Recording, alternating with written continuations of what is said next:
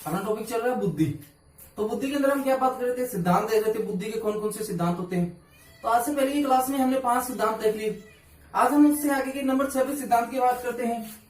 Sampling बुद्धि सिद्धांत क्या है, सैंपलिंग बुद्धि सिद्धांत बोले या इसी को क्या बोलते हैं, प्रतिदर्श बुद्धि सिद्धांत बोलते हैं। क्या है नेक्स्ट अपना सिद्धांत कौन सा, सैंपलिंग का बुद्धि सिद्धांत या प्रतिदर्श बुद्धि सिद्धांत। ठीक है, तो इसका प्रतिपादक की बात करूं तो इसका प्रतिपादक कौन रहेगा, प्रतिपादक तो कौन रहेगा, थॉमसन। कौन रहेगा, थॉमसन। ठीक है, सीधा हमसे पूछे कि अपना सैंपलिंग बुद्धि सिद्धांत किसने दिया, प्रतिदर्श बुद्धि सिद्धांत किसने दिया, तो अपना आंसर क्या रहेगा, थॉमसन ने दिया। किसने दिया, थॉमसन ने। नेक्स्ट हम बात करते हैं कि थॉमसन का मानना है या थॉमसन के अनुसार बुद्धि में अनेक योग्यताएं पाई जाती हैं या बुद्धि के अंदर अनेक योग्यताओं का क्या होता है, एक समूह होता है। ठीक है, और उन समूह के अंदर क्या पाई जाती है, अनेक विशेषताएं पाई जाती हैं।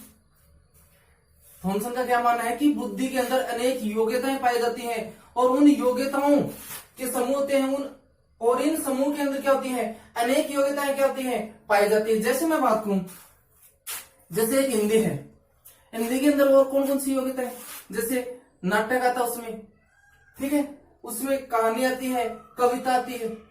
ठीक है, तो देखो एक समूह है योग्यता का। ठीक है, तो एक समूह तो क्या था, हिंदी हो गया। उस समूह के हिंदी के अंदर क्या क्या मिलता है, नाटक, कविता, कहानी, ये सारी चीजें मिलती हैं।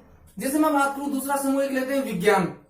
तो विज्ञान के अंदर कौन कौन सी चीजें आती है, जैसे रसायन विज्ञान आती है, भौतिक विज्ञान आती है, ठीक है, जीव विज्ञान आती है। तो एक समूह होता है और उस समूह के अंदर भी क्या पाई जाती है, अनेक योग्यताएं पाई जाती हैं। ऐसा किसका मानना है, थॉमसन का मानना है। लेकिन ध्यान में रखना कि एक समूह की योग्यता का संबंध, एक समूह की योग्यता का संबंध दूसरे समूह की योग्यता से नहीं होता है, बल्कि अपने ही समूह की योग्यता से क्या होता है, उसका संबंध होता है। जैसे विज्ञान और हिंदी का आपस में संबंध हो सकता है क्या, नहीं, लेकिन हिंदी का नाटक के साथ क्या है, संबंध है। विज्ञान का रासायनिक विज्ञान के साथ क्या है, संबंध है। विज्ञान का जीव विज्ञान के साथ संबंध है। हिंदी का कहानी के साथ क्या है, संबंध है। तो क्या देखते हैं, थॉमसन के अनुसार, थॉमसन के अनुसार बुद्धि में अनेक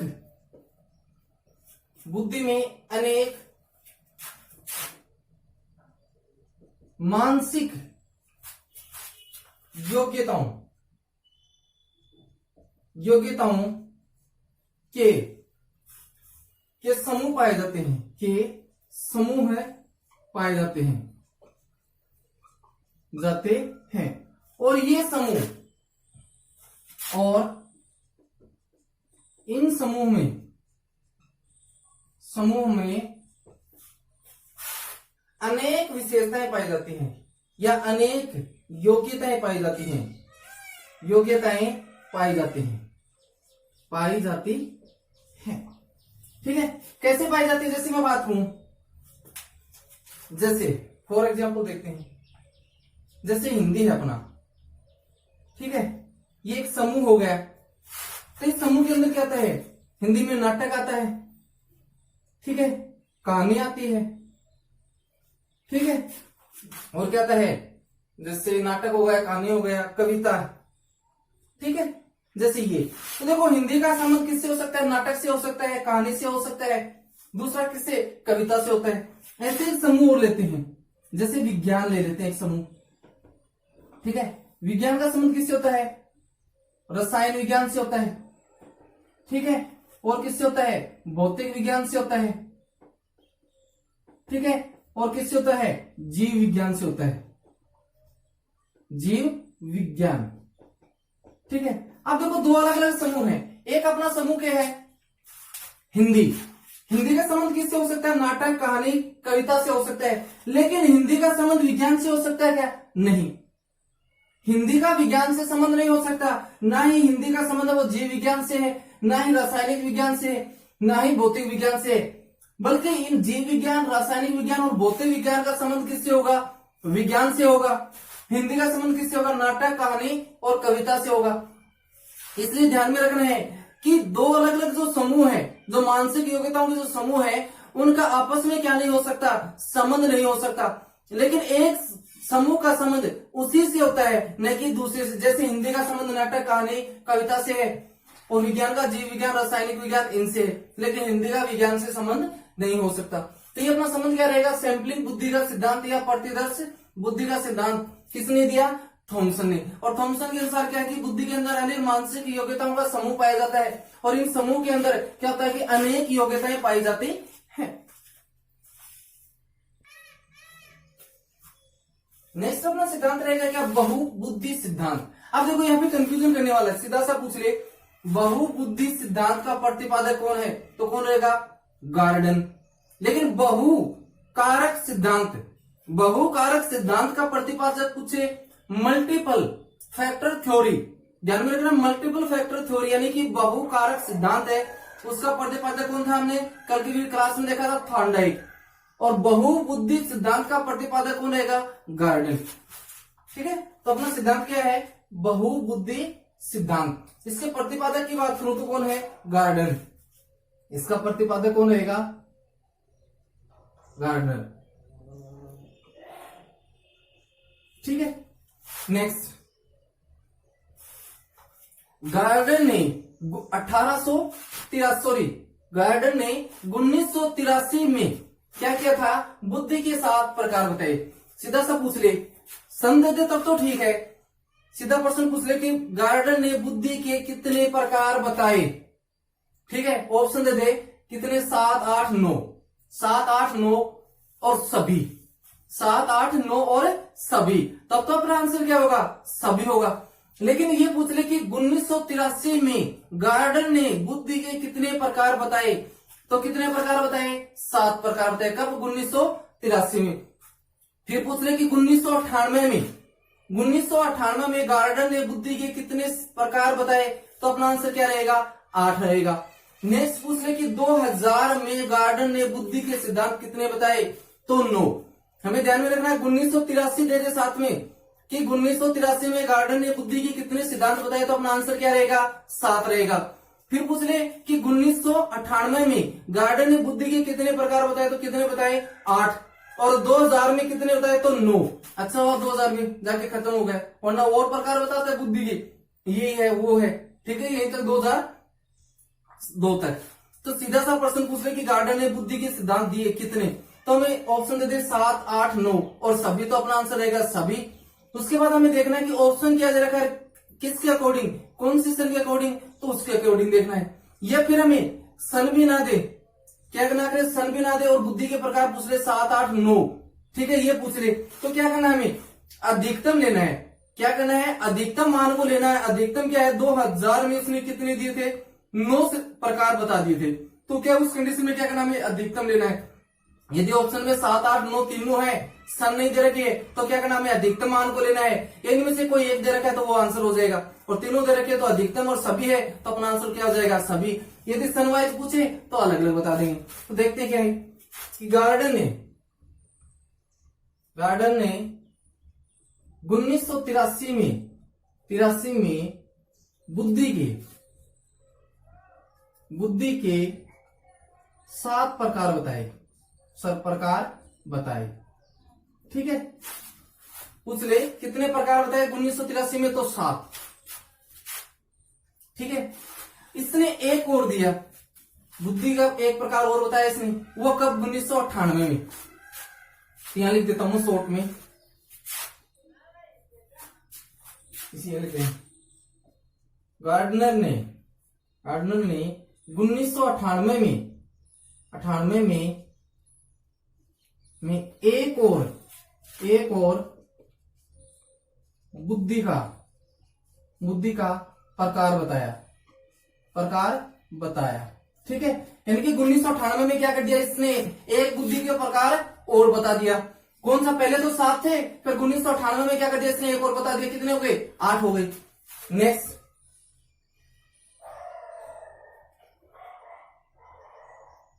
तथा 2000 में इसने एक और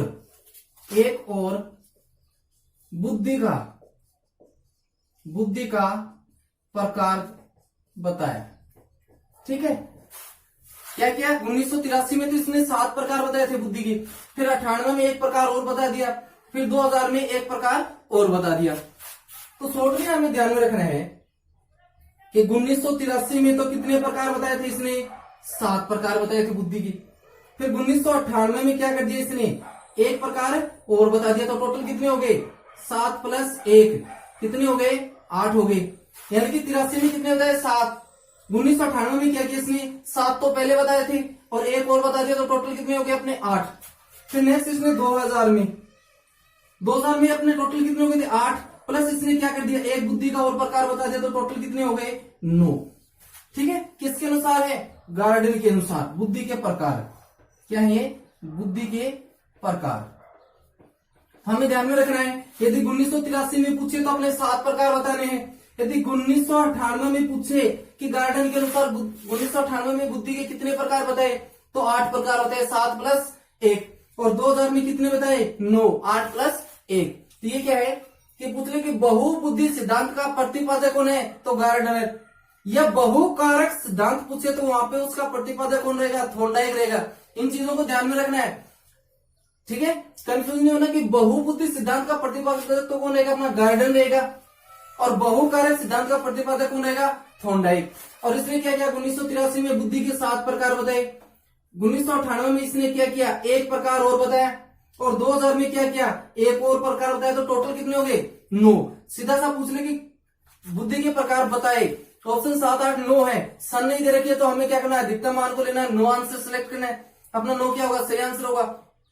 ये पूछ रहे 1983 में तो हमें 7 बताना है, 98 में 8 और 2000 में कितने हो गए थे, 9। अब ये 9 कौन कौन से प्रकार है उनको देखते हैं। नंबर 1 कौन कौन से हैं उनको देख लेते हैं। नंबर 1 पे क्या रहेगा अपना, स्थानिक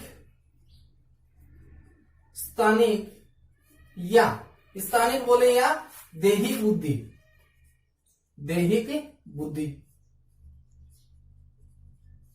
दूसरा नंबर 2 पे इसने बताया भाषाई बुद्धि। कौन सा बताया, भाषाई बुद्धि, ठीक है। नंबर 3 पे इसने कौन सा बताया, दैहिक बुद्धि। कौन सा बताया, सॉरी ये क्या, देशिक बुद्धि। 3 नंबर पे क्या बताया इसने, दैहिक बुद्धि। नंबर 4 पे कौन सा बताया इसने, तार्किक बुद्धि। नंबर 4 पे क्या बताया इसने, कौन सी बुद्धि बताई, तार्किक बुद्धि। नंबर 5 पे कौन सा बताया इसने, तार्किक के बाद संगीतात्मक बुद्धि। नेक्स्ट नंबर 6 पे उसने कौन सा प्रकार बताया, तो नेक्स्ट अपना रहेगा अंतःवैयक्तिक बुद्धि। व्यक्तिक बुद्धि। नेक्स्ट नंबर 7वां कौन सा बताया, अंतरा या अन्य व्यक्तिक बुद्धि।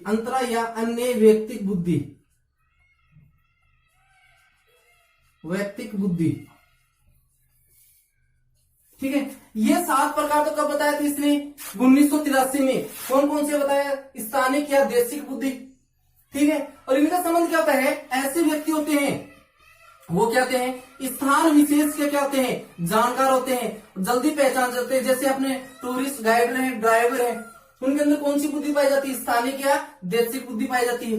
दूसरा क्या, भाषाई बुद्धि। भाषाई बुद्धि का मतलब क्या है, इस बुद्धि वाले व्यक्ति होते हैं, उनकी भाषा शैली क्या होती है, अति उत्तम होती है। भाषाई बुद्धि मतलब क्या है, इस बुद्धि वाले व्यक्ति होते हैं, उनकी भाषाई कैसी होती है, अति उत्तम होती है। जैसे मैं बात करूं, प्रवक्ता है, एक एंकर है, प्रवक्ता और एक एंकर के अंदर कौन सी बुद्धि पाई जाती है, भाषाई बुद्धि पाई जाती है। या अपने जो टूरिस्ट गाइडर होते हैं, या अपने ड्राइवर होते हैं, चालक होते हैं, उनके अंदर कौन सी बुद्धि पाई जाती है, स्थानिक या देशिक बुद्धि पाई जाती है। फिर अपना दैहिक बुद्धि। दैहिक बुद्धि क्या है, इस व्यक्तियों का शारीरिक संचालन वो क्या होता है, अति उत्तम होता है। जैसे कोई अभिनेता है, या क्या है, धावक है, या नर्तक है, इनके अंदर कौन सी बुद्धि पाई जाती है, दैहिक बुद्धि पाई जाती है, क्योंकि इनका बैलेंस, शरीर का जो बैलेंस है वो क्या करते हैं, उत्तम होता है इनका। नेक्स्ट तार्किक बुद्धि। तार्किक बुद्धि का क्या है, ऐसी बुद्धि वाले व्यक्ति जिनकी चिंतन शक्ति, ठीक है, क्या होती है, अधिक होती है, उनके अंदर क्या पाई जाती है, तार्किक बुद्धि पाई जाती है। नेक्स्ट अपनी संगीतात्मक बुद्धि। यानी कि इस बुद्धि वाले व्यक्ति क्या होते हैं, संगीत कार्यों में क्या होते हैं, संलग्न होते हैं। नेक्स्ट अंतः बुद्धि और अंतरा बुद्धि, ये प्रकार कब बताया इसने, 1983 में 7 प्रकार बताए थे। उसके बाद क्या किया इसने, 1998 में एक प्रकार और बताया। 8वां कौन सा प्रकार है देखते हैं, नंबर 8 थे, 1998 में दिया, कौन सा प्रकार बताया, तो वो देखते हैं प्राकृतिक बुद्धि। प्राकृतिक बुद्धि,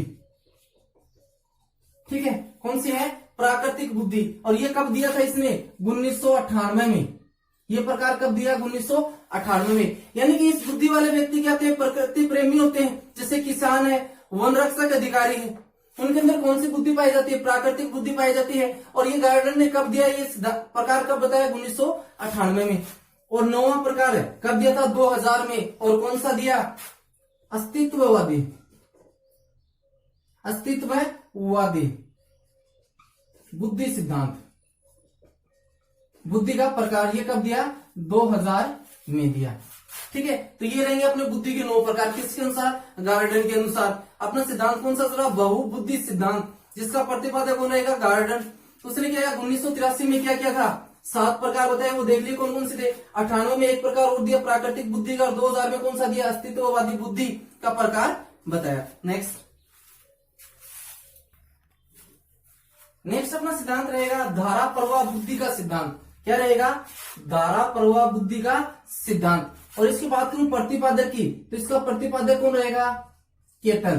कौन रहेगा, केटल। ठीक है, अपना धारा प्रवाह जो बुद्धि का सिद्धांत है, ये किसने दिया था, केटल ने दिया था। और इस सिद्धांत के अनुसार केटल ने बुद्धि के 2 प्रकार बताए। धारा प्रवाह बुद्धि सिद्धांत के अनुसार केटल ने क्या किया, बुद्धि के 2 प्रकार बताए। कौन कौन से, एक तो तरल बुद्धि और एक है ठोस बुद्धि। ठीक है, तो इसने क्या बताया कि जो तरल बुद्धि होती है उसका विकास कब होता है, उसका विकास 15 से 16 वर्ष के मध्य, यानी कि मध्य किशोरावस्था के दौरान क्या होता है, तरल जो बुद्धि है उसका क्या होता है, विकास होता है। उसके बाद इसका संबंध किससे बताया, यानी कि जो तरल बुद्धि होती है उसका संबंध किससे होता है, वंशानुक्रम से होता है। किससे होता है, वंशानुक्रम से होता है। और तरल बुद्धि के अंदर जी कारक की क्या पाई जाती है, विशेषताएं पाई जाती हैं। और जी कारक की विशेषताएं हमने द्विकारक बुद्धि सिद्धांत जो स्पीयरमैन ने दिया था उसके अंदर देखी थी। कौन कौन सी विशेषताएं होती हैं कि जी कारक है क्या, वो जन्मजात होता है, एक व्यक्ति में एक ही पाया जाता है, हमेशा एक सा बना रहता है, ये चीजें हमने देखी थी। तो जो जी कारक की जो विशेषताएं होती है वही क्या है, तरल बुद्धि के अंदर पाई जाती है। नेक्स्ट हमने इसने कौन सा प्रकार बताया, ठोस बुद्धि का प्रकार। कौन सा प्रकार बताया, ठोस बुद्धि। और ठोस बुद्धि है उसका विकास कब होता है, 25 से 30 वर्ष के मध्य क्या होता है, उसका विकास होता है। उसका संबंध किससे होता है, वातावरण से होता है। और उसके अंदर विशेषताएं की बात करूं कि किसकी विशेषताएं, तो एस कारक की क्या पाई जाती है, विशेषताएं पाई जाती हैं। तो देखते हैं कि केटल ने बुद्धि के 2 प्रकार बताए। अब कौन कौन से बताए वो देखते हैं। नंबर फर्स्ट, तरल बुद्धि, ऐसे लिखते हैं, नंबर फर्स्ट तरल बुद्धि। ठीक है, दूसरी इसने बताई ठोस बुद्धि। कौन सी बताई, ठोस बुद्धि। ठीक है, अब देखते हैं इन दोनों में अंतर क्या है। ठीक है, यानी कि इसका विकास, मैं बात करूं तरल बुद्धि, तो इसका विकास है वो कब होता है, 15 से 16 वर्ष तक।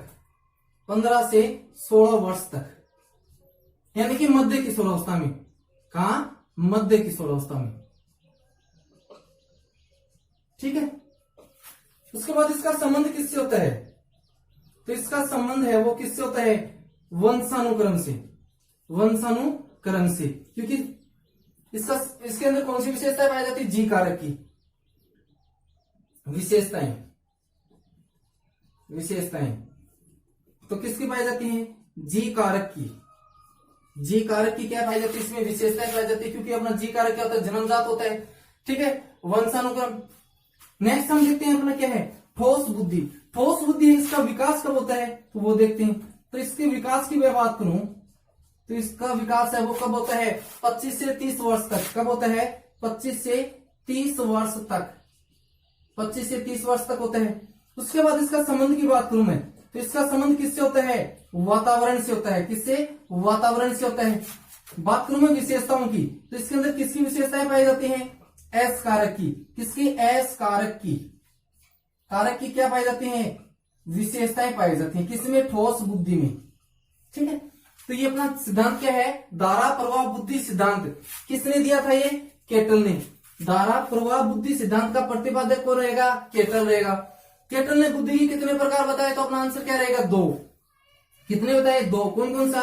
एक तो तरल बुद्धि और दूसरा ठोस बुद्धि। यदि हमसे पूछ रहे कि तरल बुद्धि का संबंध किससे होता है, तो तरल बुद्धि का संबंध वंशानुक्रम से होता है। किससे होता है? वंशानुक्रम से होता है। फिर यह प्रश्न पूछ ले कि तरल बुद्धि का विकास कब होता है, तो तरल बुद्धि का विकास कब होता है? सीधा यदि ऑप्शन देते 15 से 16 वर्ष, 16 से 17 वर्ष, 17 से 18 वर्ष, तो अपना आंसर क्या रहेगा? 15 से 16 वर्ष के मध्य क्या होता है? तरल बुद्धि का विकास होता है। यह सीधा ऑप्शन देते कि तरल बुद्धि का विकास होता है। ऑप्शन में दे दिया किशोरावस्था, मध्य किशोरावस्था, उत्तर किशोरावस्था या प्रौढ़ावस्था, तो अपना आंसर क्या रहेगा? मध्य किशोरावस्था में क्या होता है? तरल बुद्धि का विकास होता है। ठीक है, उसके बाद अपनी जो तरल बुद्धि है उसके अंदर किसकी विशेषताएं पाई जाती हैं? जी कारक की विशेषताएं पाई जाती हैं। नेक्स्ट कौन सा? अपना ठोस बुद्धि। ठोस बुद्धि के संबंध में यदि प्रश्न पूछे तो इसका विकास कब होता है? तो कब होता है? 25 से 30 वर्ष तक इसका क्या होता है? विकास होता है। और इसका संबंध पूछे तो वातावरण से होता है। और इसकी विशेषताओं की बात करें तो इसके अंदर एस कारक की क्या पाई जाती है? विशेषताएं पाई जाती है। नेक्स्ट अपना सिद्धांत रहेगा, क्या रहेगा? क व ख बुद्धि सिद्धांत। कौन सा अपना नेक्स्ट सिद्धांत कौन सा है? क व ख बुद्धि सिद्धांत। तो इसके प्रतिपादक की बात करें तो इसका प्रतिपादक कौन रहेगा? हेब। कौन रहेगा? हेब। कौन रहेगा? हेब। ठीक है, इसने भी क्या किया? हेब ने भी बुद्धि के 2 प्रकार बताए। कौन कौन से? एक तो क बुद्धि, दूसरा कौन सा बताया? ख बुद्धि। कौन कौन से प्रकार बताए? 2। इसने क्या किया?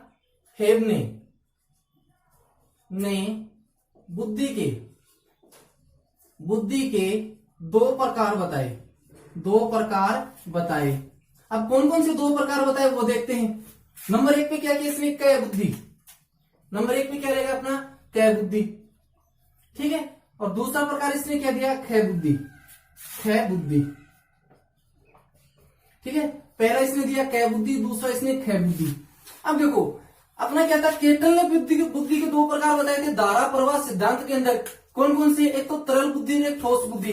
तो जो तरल बुद्धि की जो विशेषताएं होती हैं वही विशेषताएं, वही संबंध और वही विकास का जो क्रम है वो क्या होता है? क बुद्धि का होता है।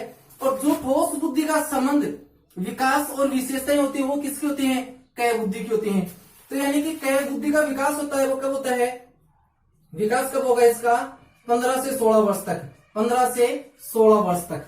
ठीक है, ठीक है। इसके बाद इसका संबंध किससे होता है?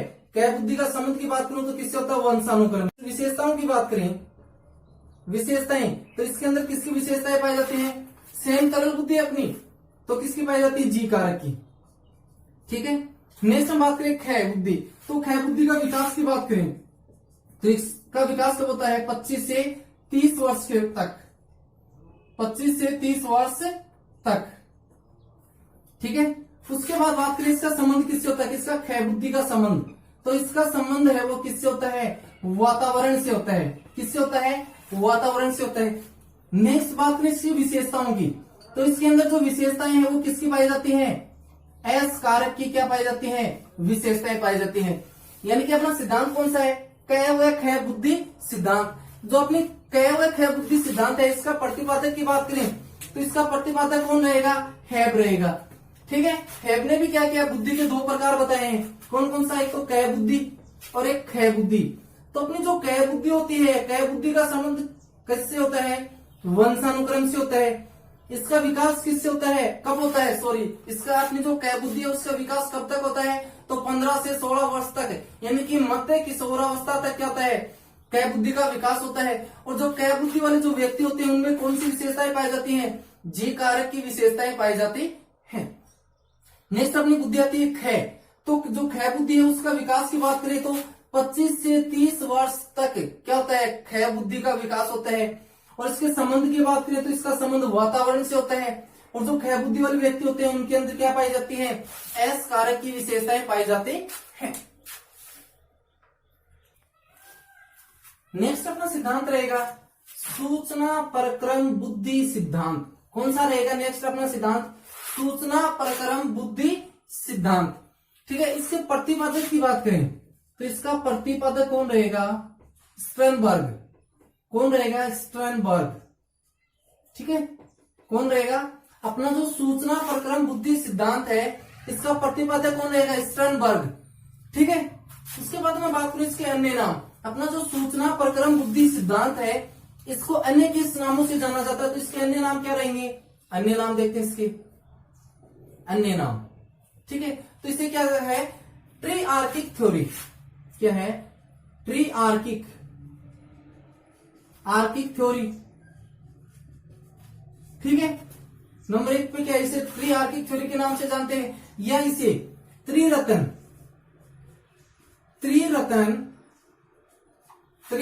बुद्धि के नाम से भी जानते हैं। किसके नाम से जानते हैं? त्रिरत्न बुद्धि सिद्धांत। ठीक है, या इसको किस नाम से जानते हैं? इसका नया नाम है त्रितंत्र बुद्धि सिद्धांत। तंत्र बुद्धि सिद्धांत। ठीक है, तो क्या है नेक्स्ट देखेंगे कि स्टर्नबर्ग ने बुद्धि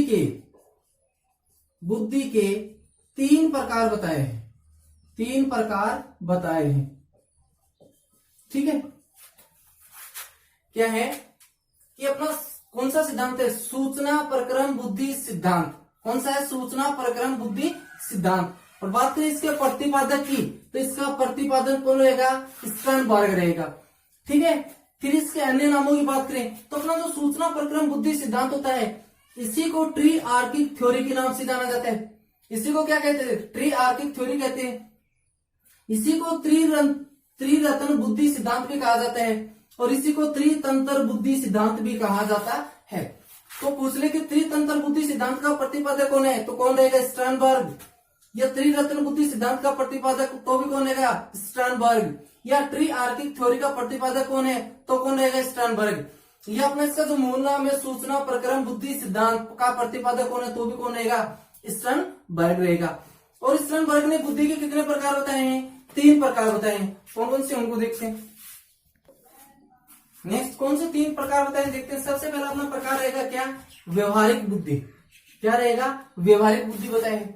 तो क्या कि व्यवहारिक बुद्धि क्या होती है कि इस बुद्धि का संबंध या इस बुद्धि को संदर्भात्मक बुद्धि के नाम से भी जाना जाता है। क्या है कि इसे संदर्भात्मक बुद्धि के नाम से भी जाना जाता है। ठीक है, यानी कि अपनी जो व्यवहारिक बुद्धि इसी को क्या कहते हैं? संदर्भात्मक बुद्धि भी कहा जाता है। ठीक है, फिर होता क्या है कि इसके द्वारा व्यक्ति क्या करता है? अपने जीवन के अंदर क्या करता है? एक साथ अनेक व्यवहारों का क्या करता है? संचालन करता है। नेक्स्ट इसने दूसरा प्रकार बताया है कौन सा? अनुभवजन्य बुद्धि। कौन सा? अनुभवजन्य बुद्धि। ये क्या होती है कि इसे सृजनात्मक बुद्धि भी कहा जाता है।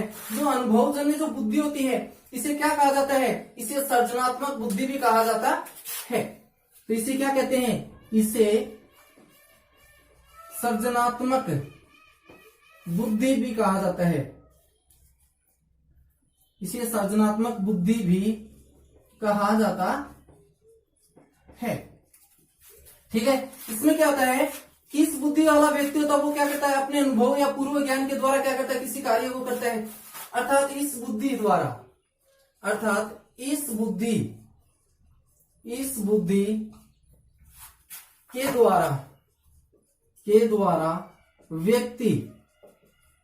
व्यक्ति नए अनुभव क्या है कि व्यक्ति के क्या करता है? नए अनुभव या नए कार्य करता है। नए अनुभव या कार्य करता है। ठीक है, करता है। तो सीधा पूछ रहे व्यवहारिक बुद्धि को किस नाम से जाना जाता है? तो संदर्भात्मक बुद्धि के नाम से जाना जाता है। फिर अनुभवजन्य जो बुद्धि है इसी को क्या कहते हैं? सृजनात्मक बुद्धि कहते हैं। और एक व्यक्ति अपने जीवन में नए अनुभव या नए कार्य करता है, जो नवीन कार्य करता है उसका संबंध किससे है? अनुभवजन्य बुद्धि से। नेक्स्ट तीसरा प्रकार बताया इसने विश्लेषणात्मक बुद्धि। तीसरा प्रकार कहता है विश्लेषणात्मक बुद्धि। विश्लेषणात्मक बुद्धि, ठीक है। इसी को क्या कहते हैं? घटकीय बुद्धि भी कहा जाता है। इसी को क्या कहा जाता है? इसको घटकीय बुद्धि, इसको घटकीय बुद्धि भी कहा जाता है, यानी कि अपना क्या है, जो विश्लेषणात्मक बुद्धि का प्रकार है, इसी को क्या कहते हैं? घटकीय बुद्धि कहते हैं।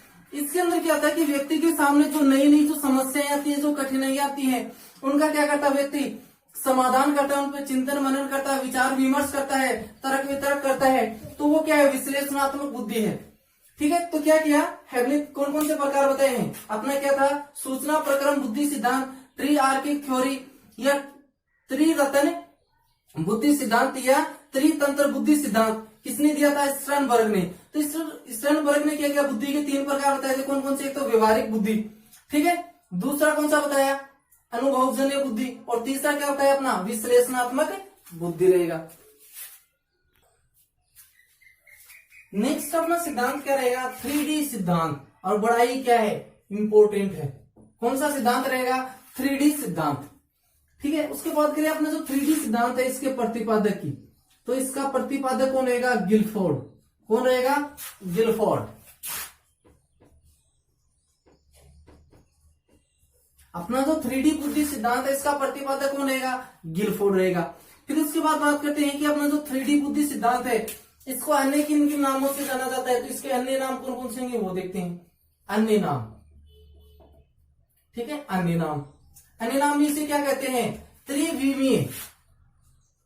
त्रिविमीय बुद्धि सिद्धांत। क्या कहते हैं इसे? त्रिविमीय बुद्धि सिद्धांत कहते हैं। इसी को क्या कहते हैं? त्रिआयाम बुद्धि सिद्धांत। इसी को क्या कहते हैं? त्रिआयाम बुद्धि सिद्धांत कहते हैं। बुद्धि सिद्धांत, ठीक है। इसी को क्या कहते हैं? बुद्धि संरचना मॉडल। इसी को क्या कहते हैं? बुद्धि संरचना मॉडल सिद्धांत कहते हैं। क्या है अपना? कौन सा सिद्धांत है? 3D बुद्धि सिद्धांत। तो सीधा सा पूछ लेगी 3D बुद्धि सिद्धांत का प्रतिपादक कौन है? तो कौन रहेगा? अपना गिलफोर्ड रहेगा। उसके बाद बात करते हैं अपना जो 3D बुद्धि सिद्धांत है उसको अन्य किस नाम से जानते हैं? तो त्रिविमीय बुद्धि सिद्धांत या त्रिआयाम बुद्धि सिद्धांत या बुद्धि संरचना मॉडल के नाम से जाना जाता है। नेक्स्ट बात करते हैं गिलफोर्ड ने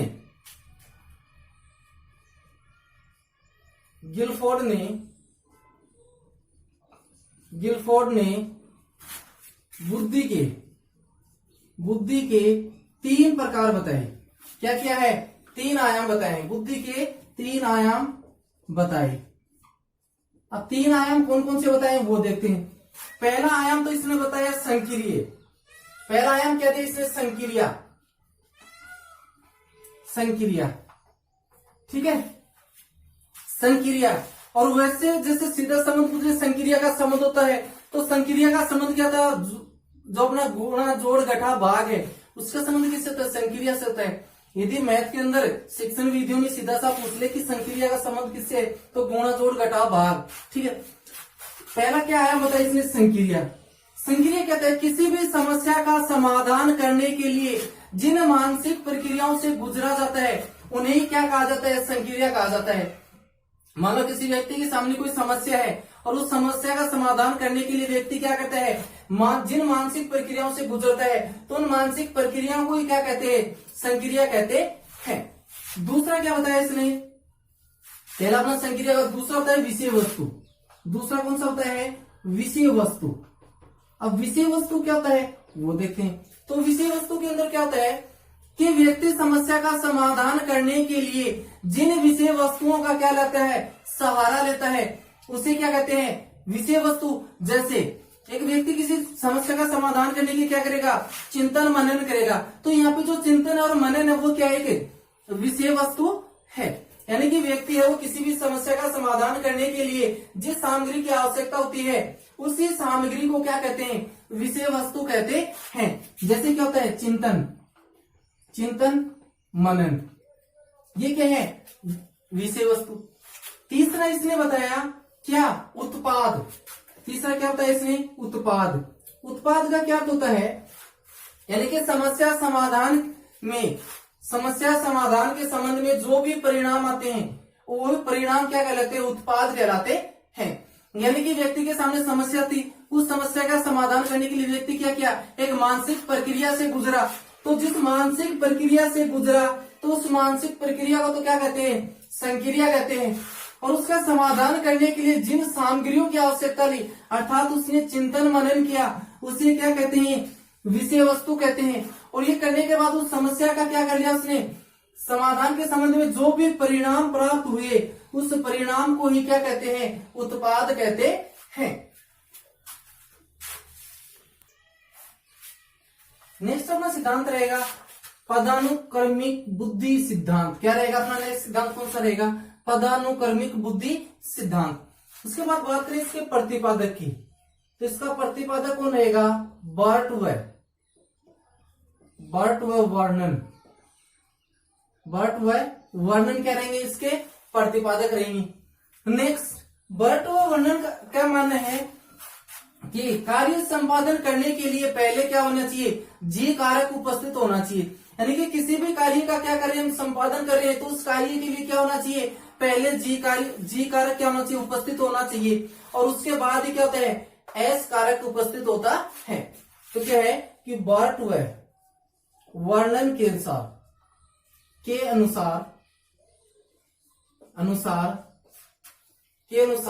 कार्य संपादन के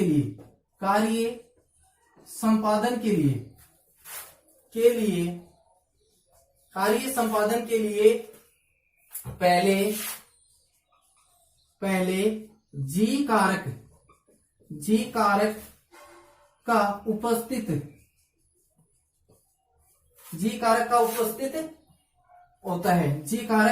होता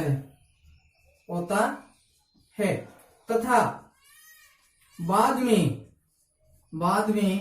एस कारक उपस्थित होता है।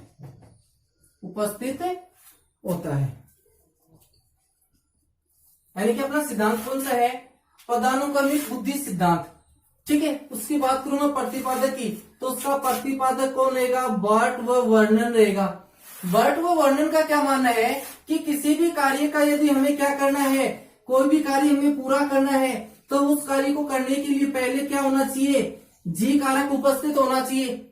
और अंत में क्या होता है, या उसके बाद क्या होता है, एस कारक उपस्थित होता है। यानी कि पहले कौन सा कारक पाया जाएगा, जी कारक, और उसके बाद कौन सा, एस कारक। तो ये अपना कौन सा रहेगा, पदानुक्रमिक बुद्धि सिद्धांत। नेक्स्ट अपना कौन सा सिद्धांत आता है, आश्चर्यजनक बुद्धि सिद्धांत। आश्चर्यजनक बुद्धि सिद्धांत। इसका प्रतिपादक की बात करूं, प्रतिपादक तो कौन रहेगा, ब्लूम। कौन रहेगा, ब्लूम। और ब्लूम का क्या मानना है कि ब्लूम का मानना है कि बुद्धि नाम का कोई तत्व ही नहीं होता है। ब्लूम क्या कहते हैं कि बुद्धि नाम का क्या नहीं है, कोई तत्व ही नहीं होता। इसीलिए इस सिद्धांत को क्या कहा जाता है, आश्चर्यजनक बुद्धि सिद्धांत कहा जाता है। ब्लूम ने कहा कि क्या है कि बुद्धि नाम का कोई तत्व ही नहीं होता। ब्लूम का क्या मानना है कि ब्लूम के अनुसार बुद्धि नामक कोई तत्व ही नहीं होते हैं। अतः ब्लूम के सिद्धांत को आश्चर्यजनक बुद्धि सिद्धांत कहा जाता है। बुद्धि सिद्धांत कहा जाता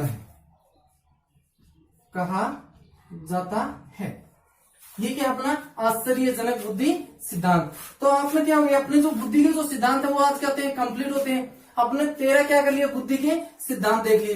ठीक है। इसके बाद कल की क्लास में क्या करेंगे, हम बुद्धि का क्या देखेंगे, इतिहास देखेंगे। आज की क्लास यहीं तक रहेगी। कल अब नेक्स्ट क्लास किसकी होगी, अपनी बुद्धि के सिद्धांत। और बुद्धि के संबंध में हमने क्या होता है वो सामान्य परिचय देख लिया, उसकी परिभाषाएं देख ली, बुद्धि के संबंध में महत्वपूर्ण तथ्य देख लिए, बुद्धि के प्रकार हो गए।